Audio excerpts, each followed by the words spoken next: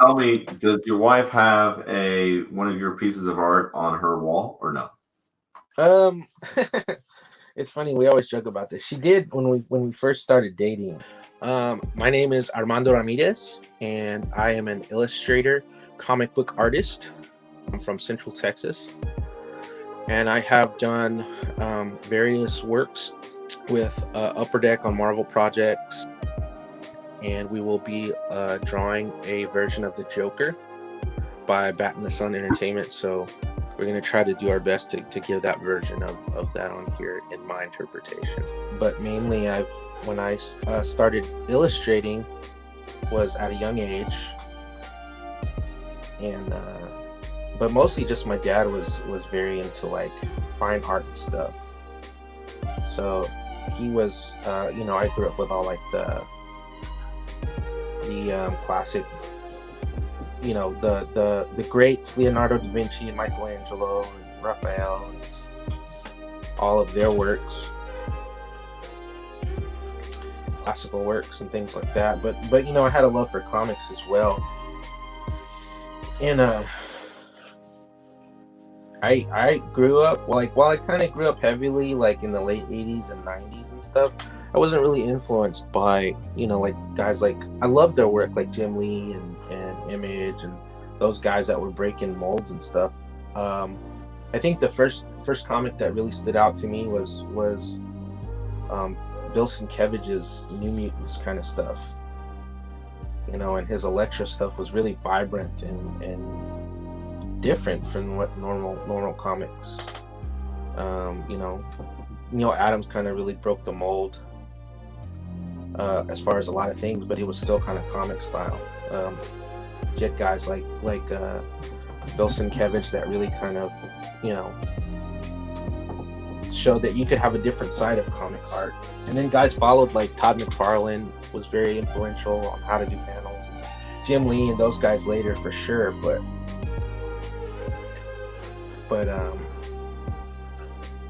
mostly, yeah, that was just kind of where I kind of gravitated towards like, putting my art into comics and things. A lot of times when I'm drawing, you saw me kind of change the composition from like a full body to a head. I kind of just go when I'm creating something that's on the fly, like a sketch or at commissions. I don't really like to follow a thing. I just kind of do it, just kind of go with what it feels like. Where did I get my style from? And I thought I had it for the longest. I thought I was really kind of doing this thing, but in reality, I was just kind of copying all the guys that I liked. So I said, you know what? Why don't I look at guys that I don't normally, gravitate towards too art-wise, and I do what I would have done. I would change and do what I would have done in that instance. And that definitely opened the door for me to discover how I would draw things, And it definitely changed the game because, yeah, there will be job opportunities for guys who, can draw like Jim Lee or can draw like Olivier Coipel, or even, who can imitate, Bill Sienkiewicz. But, if you're going to make a name for yourself in anything you want to do, if you want to leave legacy, you've got to draw like, Armando, or draw like Joe, or draw like whoever, That's definitely what you have to try to, kind of have to do. And in order to do that, you have to stand out, especially nowadays, because now comics, because of movies and things, have become, everybody wants to be a part of it, whether it's just as a fan, as a creator, indie, Marvel, DC, whoever. Everybody wants a piece of it. We're like, you know what, man, like, we're not, and I would submit to everybody under the sun, indie guys and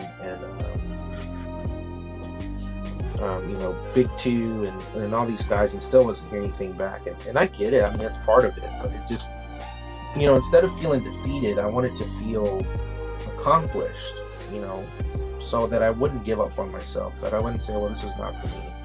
So I wouldn't lose my actual passion for comics. And I think that's the most important thing, is to not lose your passion for it. Whatever that means for you, whether it's creating your own material, whether it's working on somebody else's book, finding somebody, and you gotta kind of surround yourself with creators that kind of have that same goal as you to do their passion. But I always like different characters for Batman. That's my characters, my Rogue Gallery, guys like Mr. Freeze or that kind of stuff. Was always my jam on it, but Batman is, these two characters, how they've developed is just so influential in comics.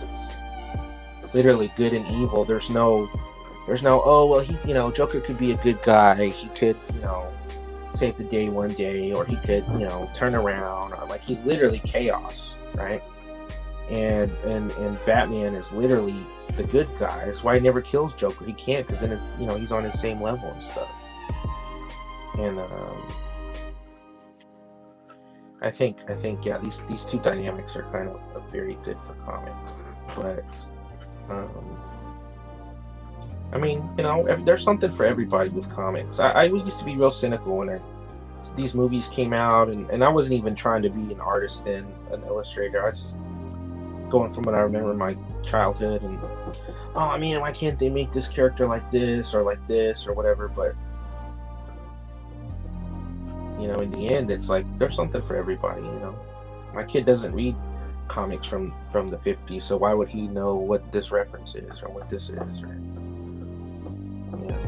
it'd be kind of silly to see Condiment Man on the big screen. You're gonna have new versions of things. But part of it too was I kind of grew up with Marvel. That was my big thing. I love DC. They have a lot of good characters, but Marvel was man, that was all I read. Those guys were it for me.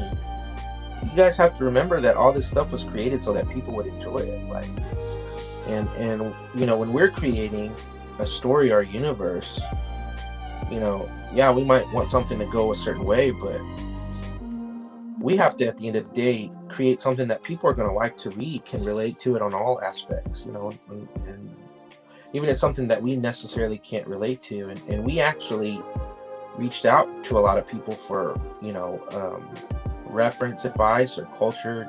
Something was, our book is based off different kind of cultures and stuff. We reached out to people of that culture to be like, hey, is this right? Does this make sense? Is this kind of, what y'all would consider this? And I think that's what you kind of have to remember, because all these characters were started so that we could enjoy it, not so that we could like, well, I would have done it this way, or I would have done it this way, because if that's the case, you're most certainly welcome to go do it that way. And I think that's what we have to remember as being in the indie world, but it also gives you a lot of freedom, because you can, if you want it to just be for a certain audience, hey, that's totally acceptable. It's not going to be frowned upon, whereas if you're working for like a bigger company, you literally have to do what they're asking of you, as opposed to more creative freedom. So so plus Waco Comics, and the idea of it was we wanted to be heard and seen, our stuff, our characters, with what we felt weren't being seen in comics, mainstream comics. And I think so far we're doing a really good job of that. So we have a whole universe. We took this took about 3 years to develop completely, as far as meetings of like character design and characters, who we were going to put in there, and we went through all these testing phases of what we were going to launch first, as far as which story we were going to launch first, and all that. And we finally came down to what we have now, and it's going to be great. It's going to be for everybody. We've got we've got sci-fi characters. We have medieval stuff, monsters, secret agents. just all kinds of really cool things. I think that's gonna appeal to everybody. Starting my own thing, it was definitely very like kind of a smooth transition. I think. I'll give you guys a sneak peek because I have a page right here. But Danny Flores has all the pages inked for the first book. Our Kickstarter was fully funded a couple months ago, and so we should have everything out by. We're shooting for April. Might be a little bit delayed depending on the colorist and my pages because I'm showing some preview pages. But this is kind of stuff that I'm working on right now. You guys can kind of see it, little preview page action. And so we have some stuff coming out in April, May, and then after that it's off to the races. We have about 4 years of content that we are going to push out. So it's literally going to be like, we drop one book, then we start the Kickstarter for the next book. I wanted to make something for us, and I think that's what your goal should be. And when I met my wife, wasn't hesitant at first, but she was into comics, and I didn't really understand how heavily she was into comics, but she actually has a very vast collection, and she is so supportive of everything. I mean, she's amazing, and sometimes she'll jump on me too about, hey, you need to get, you got to do this page, or you got to do this, or whatever. And then, okay, let me go do it real quick. So she's very good at that. She's an art collector herself. Before I even came along, so she had, art from different artists up on her wall and things. So that was really helpful. This year has been really hard on us personally, so it's been hard to juggle everything because COVID happened, and we had some, we lost a couple of animals during that time when we were in isolation. And then back last October she was diagnosed with cancer, so we've been dealing with that. But she did her last chemo, I think, 2 weeks ago. So we're on a good road right now. We're on a good positive road, and we have a pretty creative life. I used to go to conventions way before I got into the art scene. So I'd go see. I didn't go as a kid. That wasn't a thing. I didn't even know those were a thing. Like, I just know I loved comic books, but I didn't know about cons, or I didn't know what any of the artists looked like, or back then there wasn't the internet, right? Like, it was literally just you saw a name in a book, or you might see their face in a magazine, but you kind of just thought, oh, this guy looks like this in my head, or this artist, looks like this in my head. And then when I finally get to see him going to these as a fan, I'm like, oh my god. I've had a lot of cool experiences meeting guys like Larry Stroman, and they're all really supportive and cool. And getting my portfolio reviewed is always nervous and things, but everybody wants you to succeed. They want you to carry on that love of comics and creators, because once the older guys go, and even when once I get old and can't draw anymore, I want people to keep making comics. I don't want to be like, oh, I want to be the only guy. I want people to keep making comics. I'm very happy for anybody who wants to take a chance to even just check my work out. You don't have to like it, but just to go see what I'm about and see what I'm doing. I'm very grateful for that. So, I was really bad when I started off. I thought, man, I should get paid for everything I do, and I should, get the recognition, and I'm not going to take any job unless it's what I want to do, and that's fine. I mean, you can totally go down that route. It might work for you. You might actually get, bukus of work and whatnot. But I feel like if you want to really kind of start making moves in this industry, or just in any kind of art field, you have to be able to say, dang man, you know, times are rough this month. Let me take a $20 commission instead of my normally like $60 commission. Or, you know, dang dude, I haven't posted on Instagram because I've been trying to, you know, let me do a quick sketch real quick. Let me take a break from my deadline where I can do a quick sketch and post so I can get followers. Or, you know, I'm not published. This is a chance for me to get published, even though it's a free cover. Maybe I need to do it. Maybe really sit down and think and be open to it. Don't just be, you know, quick to shun work away or shun tools or shun opportunities, because you never know where it will lead to. You never know where it'll lead to or where it'll take you. And if it you know, if it burns you, if you know, if it's a mistake and you know, you mess up and you know, kind of sets you back a little bit, then that's fine. You charge it to the game and you say, I learned from it. I won't do this again, or I won't work with this person again, or I won't, you know, take on this commission because it was too hard for me. Like, I wasn't able to finish in time, or, you know, or whatever. And you just charge it to the game and you move on. But if you sit there and squabble and, well, this is why it didn't work out, or this is why I didn't get this job, or this is why, then you're limiting yourself, and you're putting yourself at a stagnant kind of mode of not gonna, you know, moving forward and not finding more work, and somebody else is gonna find it. You have to kind of go with that, I think, and understand that. A lot of things with my work too. A lot of my stuff is texture. I see a lot of texture in my work. Because I think it's really neat, more depth, more texture, I think. But that's just, some guys can create textures with nothing but clean lines. That's fantastic. I like to be different.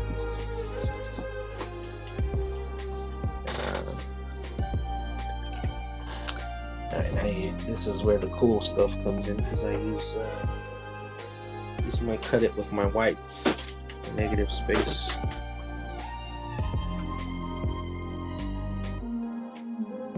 My goal when COVID started was that I wanted to, because artists, man, that's like a lot of people's, you know, how they make their money for the years. They, you know, they go to conventions and meet people and make connections and all kinds of stuff, and it was hard on a lot of artists.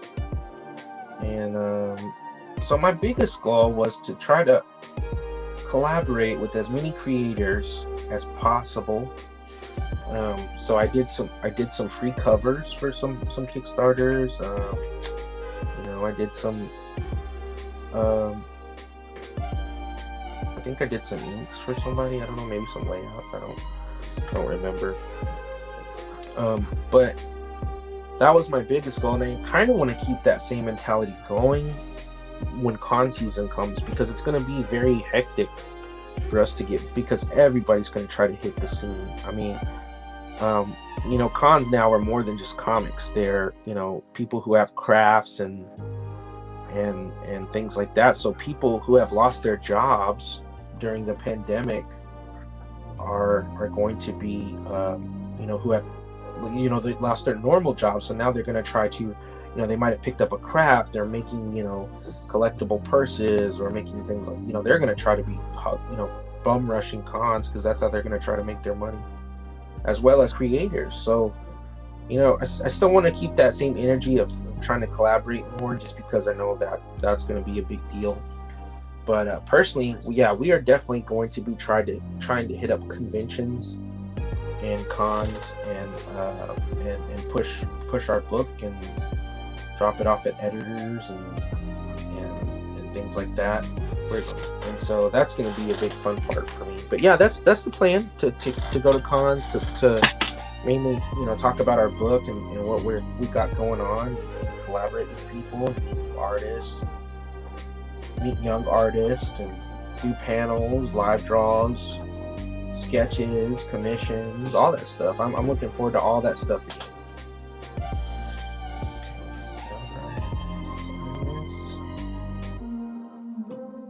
All right, guys, this is my Joker from Bat in the Sun. Dying is easy. And thanks for hanging out with me today. You guys can follow me at Waco Comics on all social media handles or my personal account at Armando Ramirez _art. And just make sure to like, follow, subscribe on any kind of artist page, and share their stuff if it comes across. And I had a lot of fun hanging out with you guys today, and hopefully we can hang out soon.